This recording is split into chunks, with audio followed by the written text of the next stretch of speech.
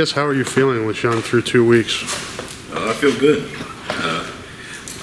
Obviously healthier than I was at this point last year, so I mean, feel good and ready to keep it going. Was it the second game last year where? Yeah, that's second right. game. Yep. And then how long did it take you to where you were? Were you ever 100% healthy again? No, I mean I got close, like through the Minnesota game, like I was pretty close to pretty much 100%, and then I re-aggravated again in the Purdue game, and then it was pretty much just like not the same after that. So.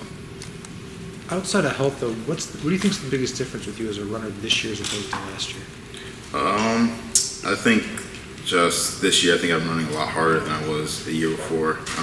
Obviously, like with the ankle injury and stuff like that, obviously it makes it difficult. But I think this year, I'm running a lot harder. I'm just not thinking too much about my reads. I'm just like, if there's nothing there, I'll just put my shoulder down, and then good things are going to come out of it. So I think that's probably the main difference between me versus last year.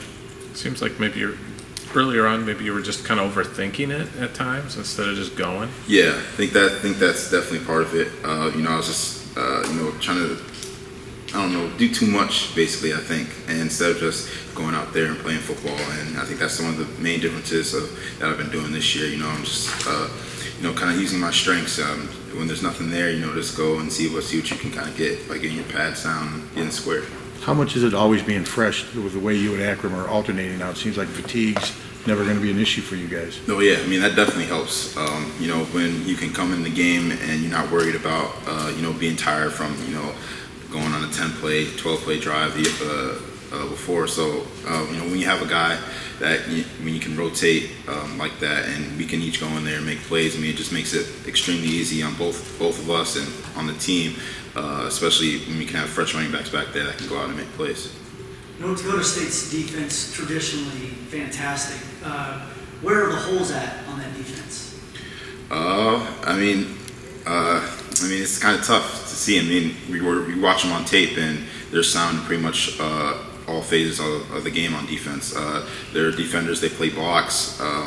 They don't make too many mistakes. So I mean they're an extremely well coached team. So when it's gonna come down to on Saturdays that we're gonna have to execute. Obviously this is probably going to be the best team that we've faced thus far, and they're going to want to come in and beat us in Kinnick.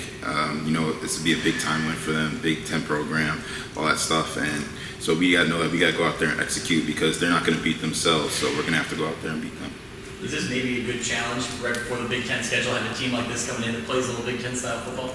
Yeah, definitely.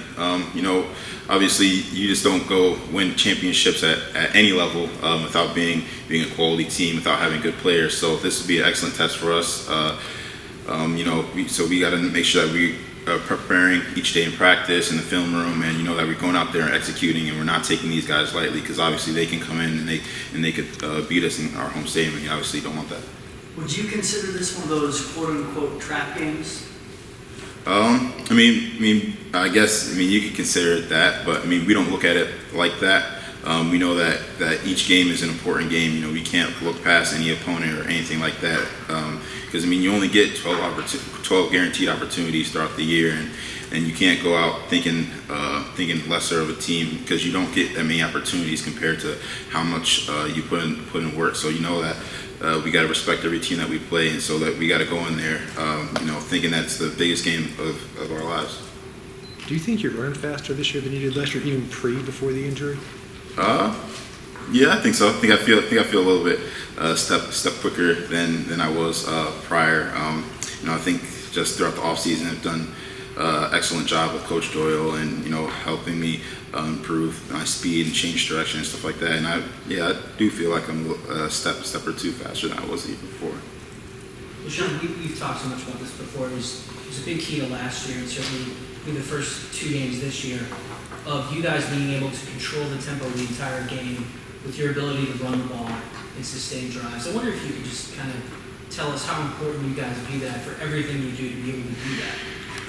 Well, obviously, I think it's very important for our team when we're able to run the ball and be balanced on offense, and you're not forced to always throw the ball. I think it definitely helps keep our defense off the field, and it prevents them from getting the ball and obviously prevents them from scoring. So if we can control the tempo the entire game and keep their offense off the field and, have long drives, fatigue their defense and, get points on the board, and that just only helps the team as a whole because it keeps the defense fresh and it allows them to get stops for us to get back on the field and go put up more points. Would you say this year that you're a more decisive runner?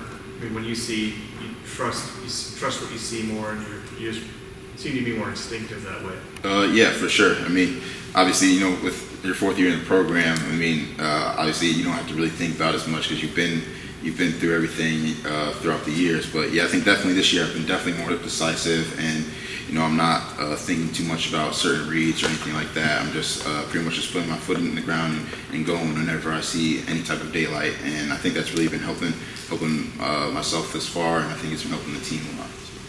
Is that what maybe last year what Coach White was trying to maybe tell you or teach you? Yeah, I think that's definitely part of it. Yeah, because I mean, especially when we had meetings with each other over the off season, I think that was one of the main things that he hit on. Like, he's like, yeah, you're a big, strong guy, so you don't have to always, make the perfect read all the time, because if you, you just get your pads down and you get your pads square, you're going to make yards just by your body type. So, do you get credit for your 10-yard? Is it the 10-yard one or the cone drill that you guys? Well, I used to have the 10-1. Akron broke that, but yeah, I have the pro agility one right now. So. You don't get enough credit for that, do you? No. Because you're big. Yeah, pretty much. Yeah. I mean, people don't expect big guys to, I guess, move as well as I do. So, yeah. So, I mean, I believe in myself with my speed and quickness and stuff like that. So, I mean, obviously, I just have to show it to the team and the coaches a little bit more. I imagine Akron was totally cool about when he broke your record. I imagine he was very, gentlemanly with it. Yeah, for sure. I mean, obviously, he let me know that he broke it, obviously, but. Nah, I mean, he was cool about it. I mean, it wasn't like he was throwing it in my face or anything like that. But. What's your time with that agility record? 4 flat, I think. All right, anything else? All right.